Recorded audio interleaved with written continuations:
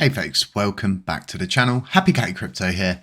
So the talk of the town is currently what is going on with the new team, and there's lots of different depictions, lots of different people's inputs and what they believe to be the new team. But the one thing I want to say is nothing is set in stone with who's going to be on this team. As far as we're aware, it's who's been mentioned in the podcast episode, and Zaradar and Ed are going to be working on bringing a proposal forward and having a really dynamic team this time. So the likelihood of seeing certain people pop up is very likely because Jared from TFL is integrated in some way, or he's talking in some way to Terra Vita, and they're going to be doing the endpoints and everything that we need to more or less keep the blockchain running in a sufficient capacity.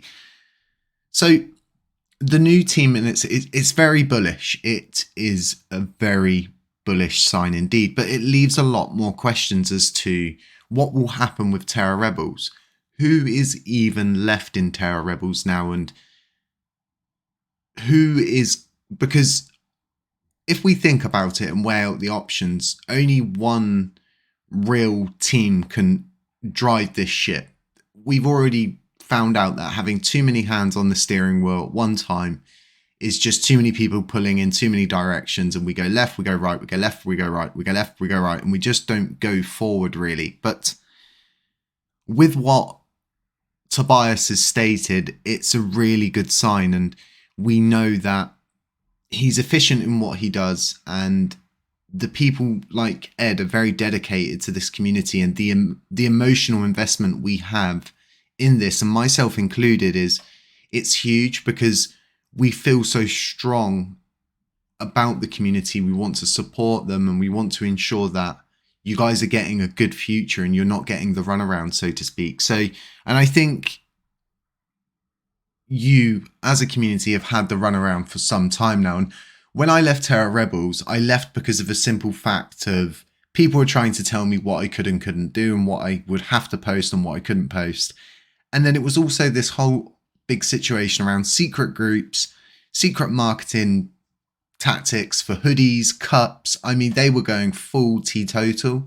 And then it led to the lottery, and I'd way left beyond that point, but I knew all of that was coming, and you just didn't see any marketing from Terra Rebels as a team. What you would expect is what I do with all of the different projects that are currently working in our sector and integrating, interweaving, help doing marketing for free, and just making sure everybody can excel further along instead of just going, well, it's not our problem, and if we speak about them, then we're going to be credible for that in the future. And it's never quite been what it was all choked up to be. But what I see is this new group that's forming is the best and the brightest of what Terra Rebels was before. Certain people were pushing out certain people, and we've just kind of ended up with what we have now. So I think at some point Terra Rebels are going to have to address this, and they can't keep sweeping it under the rug. And as to who's still doing the marketing and everything like that, I hope they get a podcast together with someone, a Twitter space, to actually tell the community what they deserve to hear. Because as sad as it is, the community really struggle with so many different proposals. This is very new to them, and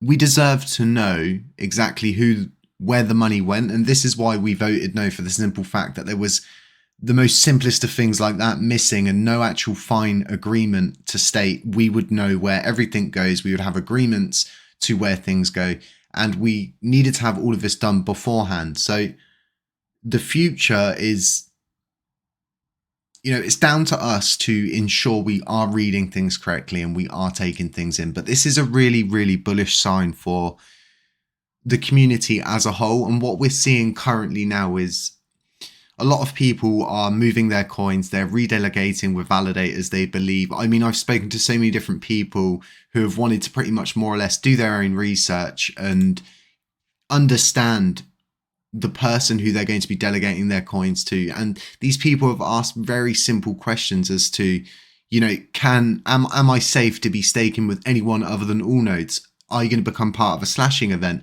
Can you run away with my coins? And all of these different kind of things. And, you know, doing your own research is so important in this community, but it's nice to start seeing a redistribution of voting power.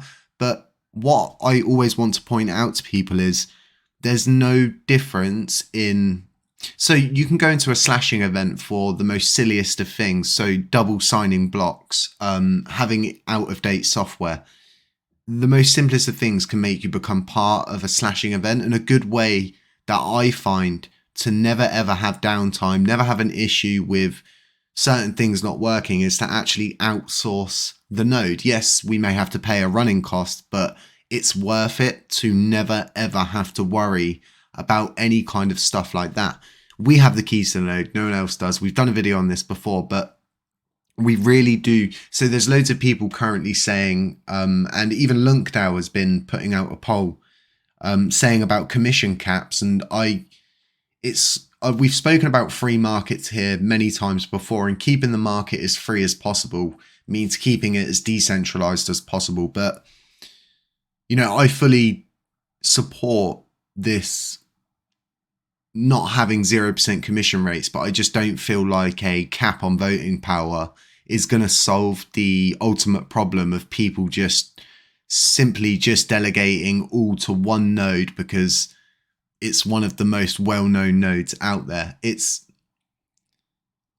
once we get a much better distribution of vote power, voting's going to go so much easier for everybody across the board, and it gives a fair shot to us all, not just an individual who's got 18% voting power that may not be as informed as they should be, and for whatever reason they voted yes to something that was labeled with one thing and they thought it was that, but it turns out it's not. We wouldn't have this issue if people were educating their delegates to spread their delegations across the board, but always spread with people. So you need to understand the person who you're delegating with, understand what their mission is about, what they're campaigning for, what they've built, and are they even involved with the Lunar Classic community, or are they more involved with the Lunar community? And this really matters right now, because supporting the builders is going to get us so much further than supporting builders that are actually building on Lunar and not focusing on Lunar Classic. And it's more just kind of a cash cow at this point for them. So let me know what you think about all of that in the comment section. It's so important that you guys let us know. We are working on a launch window for LUNC Blazers NFT. Huge project. A lot of work's going to go into it. If you feel like talking about that, head over to our Telegram group, have a chat with us. And folks, don't forget to drop a like. Don't forget to drop a little comment, show a little bit of support, subscribe if you haven't. It really does help out the channel.